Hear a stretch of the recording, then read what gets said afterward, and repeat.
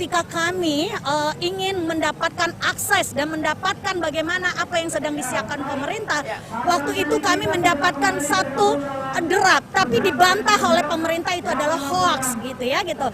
Tapi kenyataannya ketika kita cek, ketika sudah diserahkan kepada DPR, kami sandingkan antara Undang-Undang 13 dan RUU Cipta Kerja, justru benar apa yang kami dapatkan itu terbukti di dalam RUU Cipta Kerja tersebut. Artinya, siapa yang hoax sebenarnya? Sorry, saya potong. Kita dengar bahwa ada perwakilan yang masuk ke dalam proses dengan tim perumus, yaitu Bang Said Iqbal dan yang lain ya. Ada 2 orang tidak salah representasi. Nah, ini yang membuat selalu menjadi persoalan bagi kami gitu ya. Pemerintah selalu melakukan diskriminatif kepada seluruh serikat buruh. Di Kementerian Tenaga Kerja itu ada 10 konfederasi, ada 100 lebih federasi yang tergabung. Tapi kami gitu ya, berbagai macam organisasi gitu yang tergabung dalam Gebrak ini tidak hanya konfederasi KASBI, ada konfederasi KSN, ada konfederasi KPBI, ada SGBN, dan sama sekali tidak pernah dianggap suara-suara kami gitu kan gitu. Bahkan diundang pun tidak, kalaupun diundang karena kami sudah protes aksi ke DPR gitu.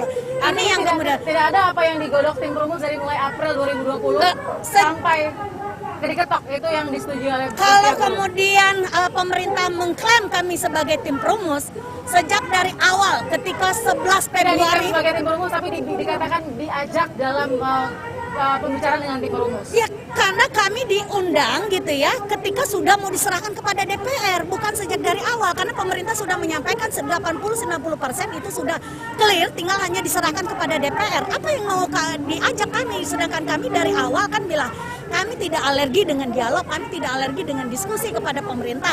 Tapi kalau pemerintah mau melahirkan regulasi berkaitan dengan nasib rakyat banyak, seharusnya terbuka dari awal. Ada deadlock yang terjadi ya sebenarnya, dan tidak kemudian bahkan tidak sampai deadlock, tidak sampai kemudian konsep dari pihak buruh diterima. Karena 80-90% mau diserahkan kepada DPR gitu ya, dan tiba-tiba kami kemudian untuk memberikan masukan gitu agar ini dihentikan sementara di masa pandemik, harusnya ada prioritas kerja DPR dan pemerintah bagaimana melakukan gitu ya peran fungsi untuk mengantisipasi tentang persoalan pandemik itu seharusnya lebih sono, dan juga bagaimana pemulihan ekonomi, krisis ekonomi secara nasional yang terjadi. Yang ada adalah justru kemudian membuat satu rancangan undang-undang 74 undang-undang di dalamnya, lebih dari 1000 pasal gitu dibahas dalam masa yang singkat, yang sangat tergesa-gesa, sangat tidak terbuka gitu ya. Itu yang kemudian terjadi. Baik, Mbak Nining, terima kasih Mbak Nining.